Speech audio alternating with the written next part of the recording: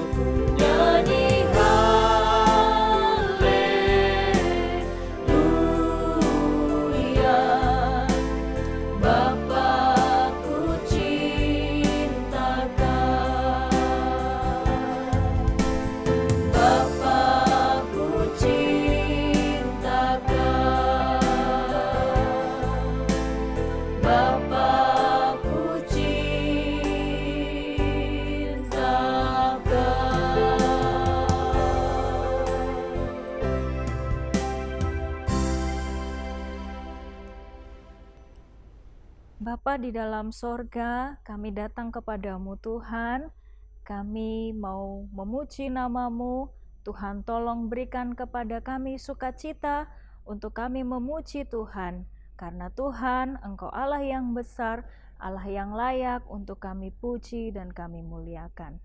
Tolong kami semua Tuhan, supaya kami dapat menyenangkan hati Tuhan dengan puji-pujian kami. Di dalam nama Tuhan Yesus kami berdoa, haleluya. Amin. Adik-adik yang dikasihi oleh Tuhan, kita bersama-sama bersukacita karena Tuhan yang begitu besar kasih-Nya, Dia rela mati buat kita supaya kita hidup dan kita hidup bersama dengan Tuhan. Kita nyanyikan pujian, kasih Yesus indah-indah, oh indah.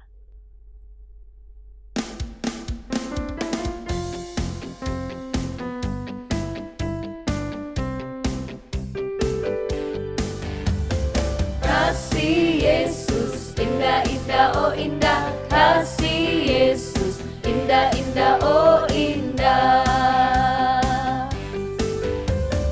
Kasih Yesus indah-indah oh indah, kasih Yesus indah-indah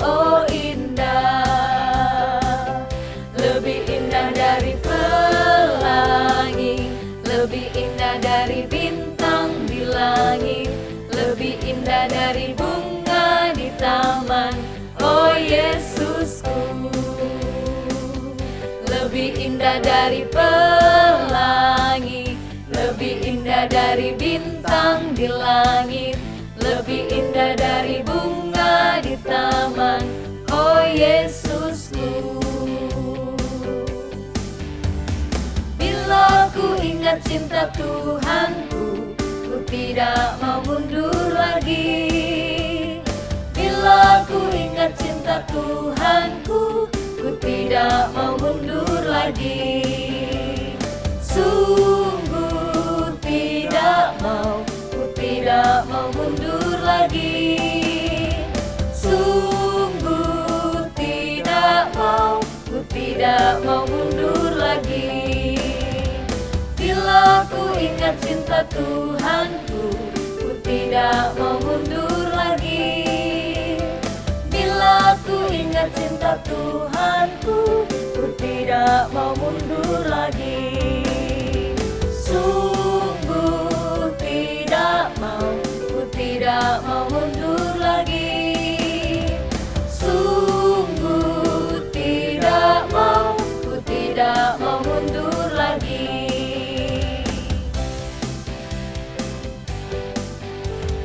Yesus disalibkan karena cintanya kepadaku, kepadamu. Yesus disalibkan karena cintanya, dosa dihapuskan. Yesus disalibkan karena cintanya kepadaku, kepadamu. Yesus disalibkan karena cintanya, dosa dihapuskan. Ku menang bersama Yesus Tuhan. Ku menang di dalam peperangan. Ku menang atas segala setan. Haleluya, haleluya, ku menang. Ku menang bersama Yesus Tuhan. Ku menang di dalam peperangan. Ku menang atas segala setan. Haleluya, haleluya, ku menang. Haleluya, dia bangkit. Haleluya, dia hidup. Haleluya, dia naik. Roh Kudus turun. Ku menang bersama Yesus Tuhan. Ku menang di dalam peperangan. Ku menang atas segala setan. Haleluya, haleluya, ku menang. Haleluya, dia bangkit. Haleluya, dia hidup. Haleluya, dia naik. Roh Kudus turun. Roh Kudus turun. Roh Kudus turun.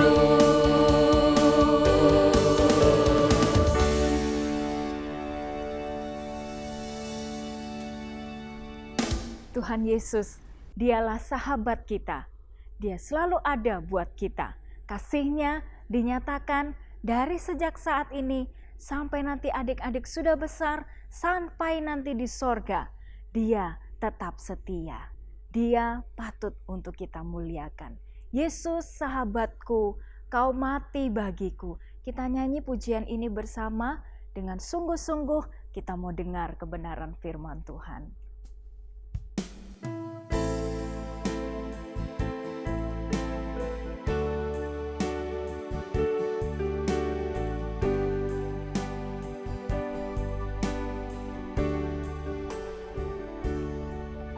Yesus sahabatku, kau mati bagiku. Besarnya cintamu, sahabat dan Tuhanku, sampai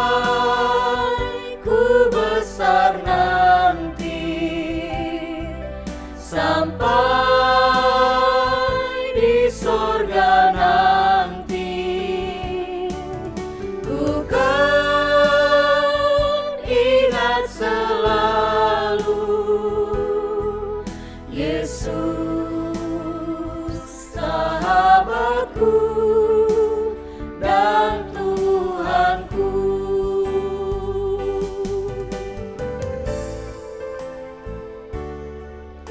Yesus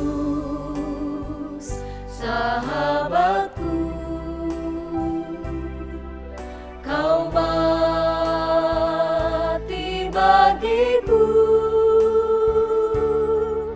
besarnya cintamu,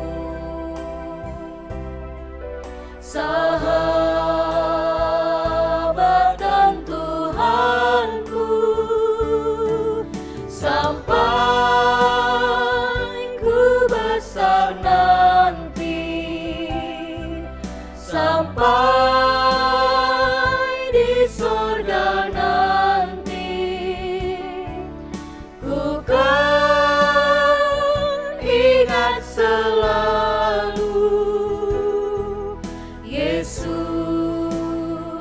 sahabatku dan Tuhanku.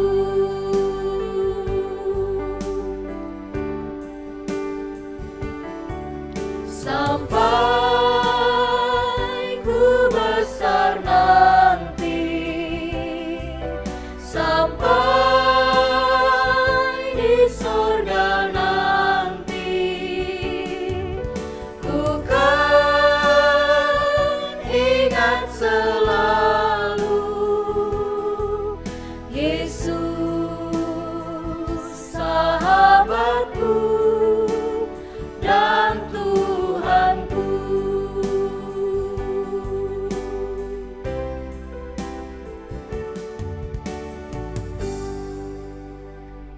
Adik-adik, mari kita sama-sama berdoa, kita mau dengar firman Tuhan.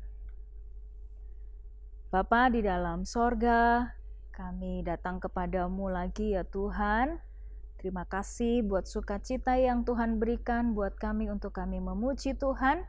Biar kiranya hati Tuhan disenangkan dengan puji-pujian yang sudah kami nyanyikan.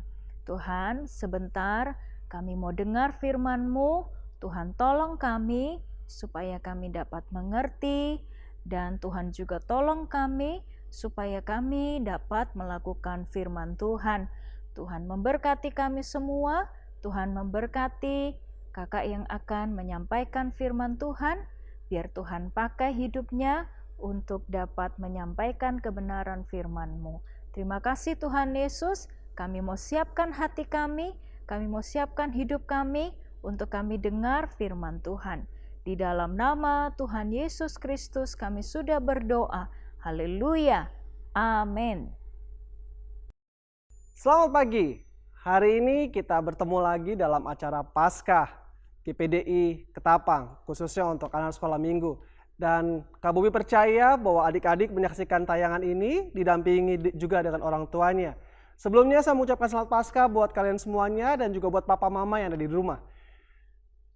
Pagi ini kita akan membaca Alkitab kita bersama-sama dan pastikan adik-adik sudah memegang Alkitabnya.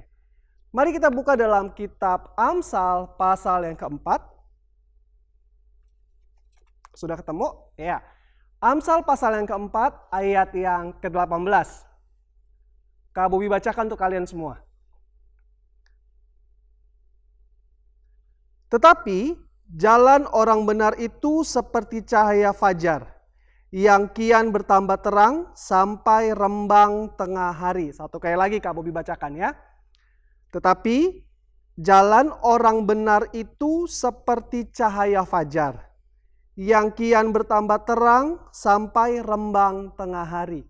Ternyata ada jalan orang benar dan ada juga jalan orang fasik. Di ayat sebelumnya dikatakan mengenai jalan-jalan orang fasik. Kenapa ada jalan orang fasik? Orang fasik itu apa sih? Orang fasik itu adalah orang-orang yang jahat. Kak Bobi bacakan ya ayat yang ke-14. Masih dalam Amsal pasal yang keempat. Amsal 4 ayat 14 sampai 17. Inilah jalan-jalan orang fasik. Janganlah menempuh jalan orang fasik. Dan janganlah mengikuti jalan orang jahat. Ayat yang ke-15. Jauhilah jalan itu, janganlah melaluinya. Menyimpanglah daripadanya dan jalanlah terus. Karena mereka tidak dapat tidur bila tidak berbuat jahat. Kantuk mereka lenyap bila mereka tidak membuat orang tersandung. Karena mereka makan roti kefasikan dan minum anggur kelaliman. Kenapa bisa ada orang-orang fasik? Hanya satu permasalahannya, yaitu karena dosa. Dosa membuat orang menjadi fasik. Dosa membuat orang menjadi jahat. Dosa membuat kita suka marah-marah. Dosa membuat kita suka pukul teman kita. Dosa membuat orang mencuri. Dosa membuat orang suka berkata-kata kotor. Dosa juga membuat kita suka melawan papa mama. Iya, dosa membuat orang berbuat jahat. Kak Bobi bacakan lagi satu ayat ya. Dalam Efesus pasal yang kelima. Kita buka lagi Efesus pasal yang kelima.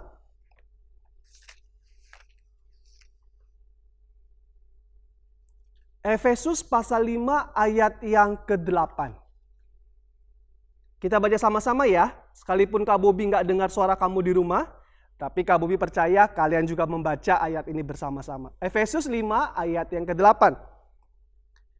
Memang dahulu kamu adalah kegelapan. Tetapi sekarang kamu adalah terang di dalam Tuhan. Sebab itu hiduplah sebagai anak-anak terang. Memang dahulu kita adalah kegelapan. Orang-orang yang gelap hidupnya seperti tadi. Dia suka marah-marah, suka ngelawan orang tua, suka ngomong kotor, suka berbohong, suka pukul temannya, suka berantem. Itu adalah orang-orang yang hidup di dalam kegelapan.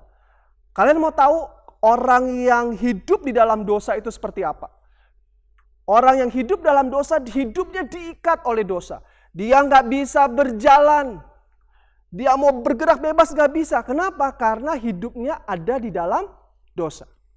Kak Bobi akan peragakan orang yang hidup di dalam dosa. Kebetulan teman kalian juga ada bersama-sama dengan Kak Bobi. Nanti kalian akan lihat, dia akan memberikan contoh orang yang hidup di dalam dosa seperti apa. Oke? Oke. Ini dia teman kalian. Kak Bobi akan peragakan kepada kalian bagaimana orang yang hidup diikat oleh dosa. Ini ada balon.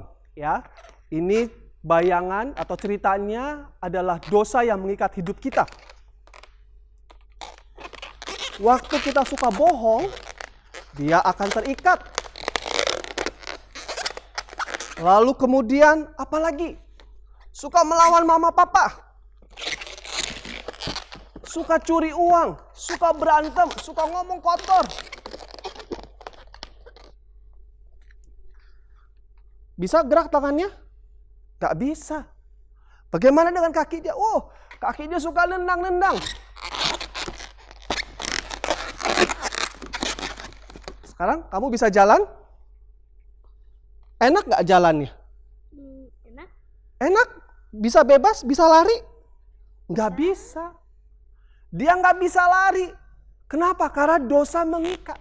Orang yang hidup di dalam dosa, dia gak bebas hidupnya. Tapi firman Tuhan katakan, Efesus pasal yang kelima ayat yang ke-8, tetapi kamu adalah anak terang. Bagaimana kita bisa hidup dalam terang? Kita buka lagi ya, Yohanes pasal 8 ayat yang ke-12.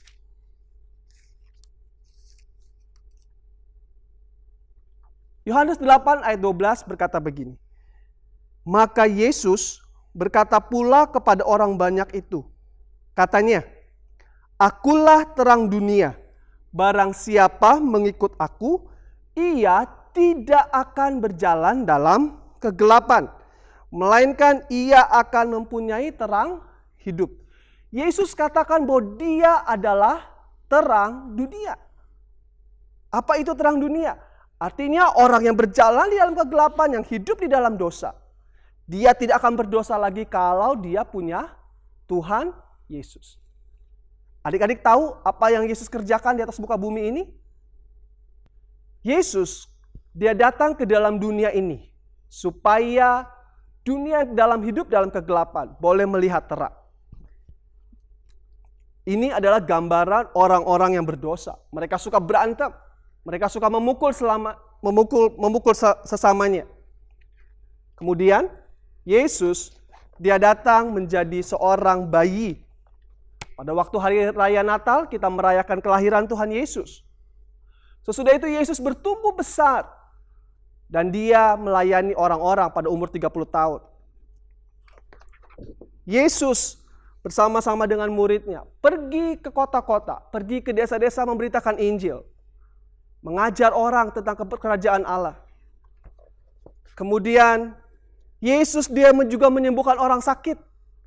Orang yang buta disembuhkan oleh Yesus. Orang buta bisa melihat, orang lumpuh bisa berjalan, orang yang tuli bisa mendengar kembali. Dan semua penyakit bisa disembuhkan oleh Tuhan Yesus. Tetapi suatu hari, di akhir dari pelayanannya, Yesus harus ditangkap. Tetapi sebelum ditangkap, dia berdoa di Taman Getsemani. Dia berdoa kepada Bapanya. Setelah dia berdoa, Yesus, dia ditangkap oleh para pemimpin-pemimpin agama, oleh tentara Romawi. Kenapa Yesus harus ditangkap? Karena Yesus harus dihukum mati. Dan Yesus, dia harus mati di atas kayu salib buat kita. Dia mati buat kita. Dia mati buat segala kesalahan kita, buat pelanggaran kita. Dia menebus hidup kita dari dosa. Sebelum dia mati dia berkata, sudah selesai. Artinya apa? Bahwa seluruh hutang dosa kita dan pelanggaran kita sudah dihapuskan oleh Yesus di atas kayu salib. Kemudian Yesus mati, Yesus dikuburkan. Dan Yesus bangkit pada hari yang ketiga. Dan dia menang atas maut. Dan dia sudah menghapuskan dosa kita. Supaya apa? Supaya kita bisa hidup di dalam terang Allah. Apa yang Yesus kerjakan di atas kayu salib? Dia menghapuskan segala pelanggaran kita. Kak Bobby bawa alat peraganya.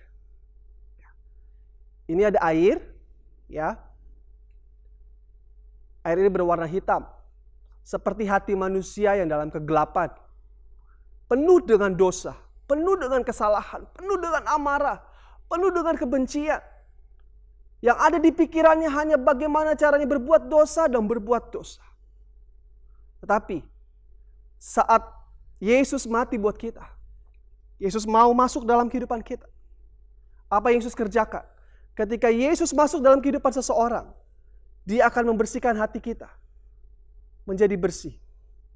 Dia merubah hati kita yang kotor ini menjadi bersih.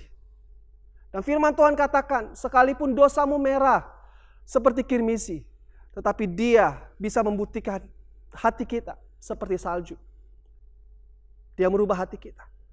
Supaya apa? Supaya kita bisa hidup di dalam terang. Setelah Yesus membersihkan hati kita dari dosa, kematian Yesus dan kebangkitan Yesus juga membebaskan kita dari dosa. Dia melepaskan ikatan-ikatan dari dosa. Kita akan lihat apa yang Yesus kerjakan. Ketika seseorang mau mengaku bahwa Yesus adalah Tuhan, maka hidupnya pun bisa bebas dari dosa. Salib mengubahkan hidup orang. Salib membebaskan hidup orang dari dosa. Dan salib membuat orang bisa berjalan lagi bersama-sama dengan Yesus. Ada sukacita yang luar biasa. Lihat kan? Bagaimana hidupnya senang. Kenapa? Karena Yesus sudah membebaskan dia. Jadi bagaimana caranya supaya kita bisa hidup di dalam terang? Kita buka dulu bersama-sama ayat Alkitab kita. Roma 10 ayat 9 dan ayat yang ke-10.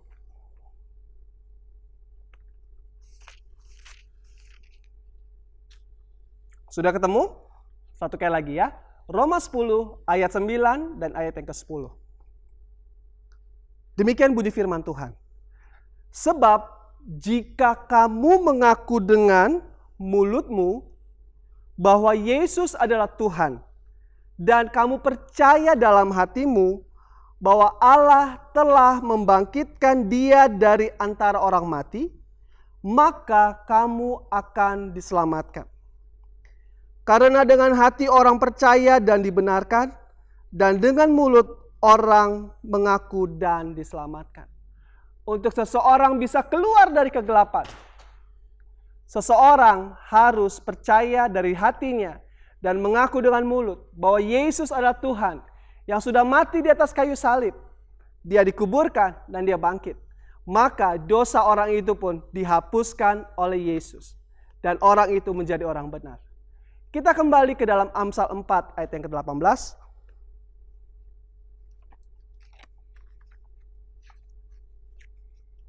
Amsal 4 ayat 18 dikatakan, tetapi jalan orang benar itu seperti cahaya fajar. Sekarang kita sudah menjadi orang benar. Kenapa? Karena Yesus ada dalam hati kita.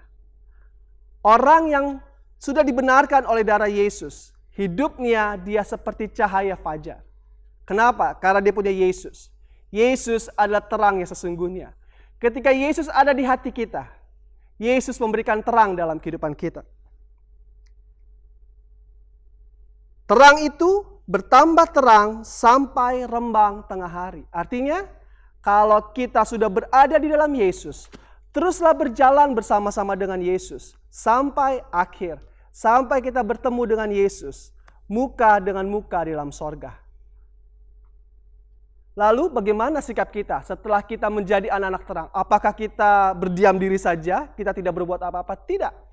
Firman Tuhan katakan, kalau kita sudah menerima terang itu, kita pun harus membagi terang itu. Bagaimana caranya membagi terang? Ceritakan tentang Yesus. Ceritakan bagaimana Yesus membebaskan kita dari dosa. Ceritakan bagaimana Yesus mengubah hidup kita ketika Yesus mati di atas kayu salib buat kita. Ceritakan tentang Yesus yang mati, dikuburkan dan bangkit kepada banyak orang. Setelah kamu hidup di dalam terang Allah, kamu harus cerita tentang siapa? Tentang Yesus kepada teman-teman kita, kepada keluarga kita. Supaya apa? Supaya hidup mereka dalam kegelapan itu, mereka punya terang. Waktu kamu cerita tentang Yesus kepada orang lain, ceritakan itu, supaya mereka pun juga punya hidup dalam terang. Dan orang ini pun memiliki kehidupan terang. Dan hidup mereka berubah. Kenapa? Karena ada Yesus. Dan orang ini dia akan cerita lagi kepada orang lain tentang Yesus yang sudah mati, dikuburkan dan bangkit. Ceritakan tentang Yesus kepada orang lain.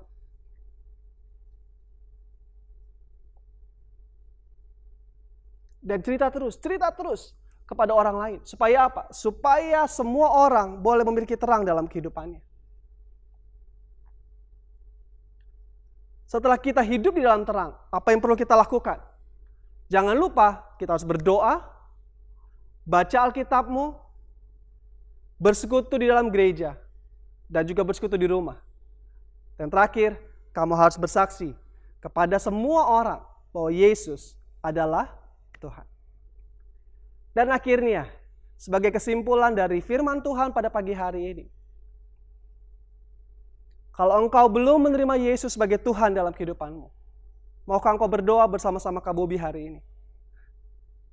Untuk Bapak Ibu yang menyaksikan tayangan ini, kalau mungkin Bapak Ibu juga di rumah belum pernah mengakui Yesus sebagai Tuhan dalam hidupmu, inilah saatnya engkau ambil keputusan supaya hidupmu memiliki terang. Bolehkah kita berdoa bersama-sama? Dan Bapak Ibu dan juga adik-adik bisa mengikuti doa Kak Bobi. Tuhan Yesus, hari ini saya mengaku bahwa saya orang berdosa. Dan saya percaya kepada Yesus yang sudah mati di atas kayu salib buat saya. Dan saya mengaku dengan mulut saya bahwa Yesus adalah Tuhan. Hari ini saya percaya bahwa semua dosa saya sudah dihapuskan. Saya dibenarkan dan diselamatkan. Amin. Bagaimana rasanya setelah kita menerima Yesus sebagai Tuhan? Pasti hidup kita menjadi terang, bukan? Ya? Oke. Dan akhirnya, hiduplah sebagai anak-anak terang. Dan biarlah terangmu semakin hari bertambah terang dan bertambah terang sampai pada rembang tengah hari. Ayat hafalan kita untuk acara Paskah ini, Amsal 4 ayat yang ke-18. Tetapi jalan orang benar itu seperti cahaya fajar, yang kian bertambah terang sampai rembang tengah hari. Kita akan menaikkan satu pujian sebagai janji kita kepada Tuhan, bahwa saya mau ikut Yesus sampai akhir. Kalau engkau sudah berada dalam terang, teruslah berjalan di dalam terang Allah sampai kita bertemu dengan Yesus, Juru Selamat, Tuhan dan sahabat kita, sampai kita bertemu di dalam sorga. Yesus, sahabatku, kau mati bagiku.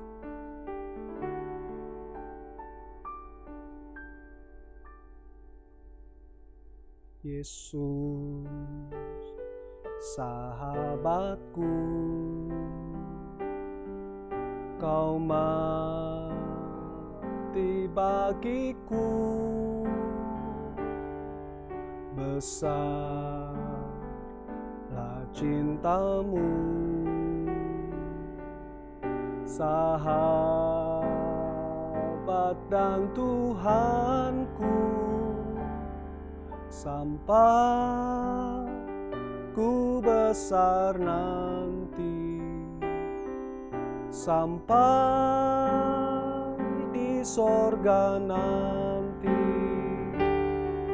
ku kan ingat selalu Yesus, sahabatku dan Tuhanku, sampai ku besar nanti, sampai ku besar nanti, sampai di sorga nanti, ku kan ingat selalu Yesus, sahabatku dan Tuhanku. Mari kita berdoa. Bapa, di dalam nama Yesus, terima kasih Tuhan, kalau hari ini kami sudah mendengar firman-Mu, bagaimana tadinya hidup kami di dalam kegelapan, tetapi oleh karena pengorbanan Yesus, oleh karena kematian dan kebangkitan Yesus, kami boleh memiliki terang itu. Kami bersuka cita buat setiap orang-orang yang sudah mengambil keputusan untuk menerima Engkau sebagai Tuhan dalam hidup mereka pada hari ini. Untuk setiap mereka yang menyaksikan tayangan ini Tuhan, kami bersuka cita buat hal itu. Tuhan, kami berdoa hari ini. Kami minta biarlah Roh-Mu yang kudus itu boleh menuntun kami di dalam jalan-jalan-Mu. Untuk kami boleh terus berjalan di dalam terang Allah, sampai kami bertemu dengan Yesus di dalam kekekalan nanti. Bapak, kami tahu hari-hari ini juga Tuhan, kami mau berdoa buat bangsa dan negara kami yang sedang mengalami wabah COVID-19 Tuhan. Kami berdoa, biarlah tangan Tuhan yang berlubang paku juga menjamah setiap pasien-pasien sedang sakit Tuhan. Kau jamah sembuhkan di dalam nama Tuhan Yesus. Engkau memberkati setiap dokter-dokter yang merawat mereka, supaya mereka juga boleh tetap dalam perlindungan dan anugerah daripada Tuhan saja.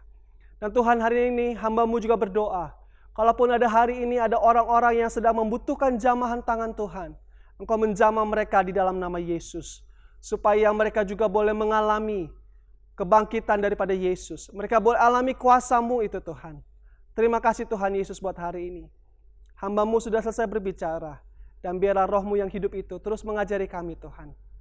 Terpujilah nama Tuhan, kami sudah berdoa dan mengucap syukur. Di dalam nama Yesus kami berdoa.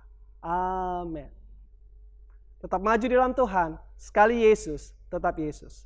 Bye-bye.